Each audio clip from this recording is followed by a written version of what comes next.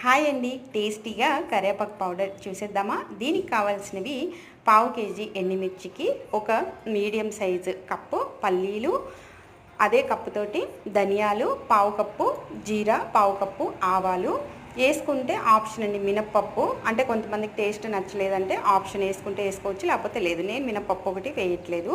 ఇవన్నీ పోపు సామాన్లు, ఎండుమిర్చి అన్నీ కలిపి ఆయిల్ ఒక స్పూన్ కానీ 2 స్పూన్స్, అంత ఎక్కువ అయితే 2 స్పూన్స్, తక్కువ అయితే 1 స్పూన్ సరిపోతుంది.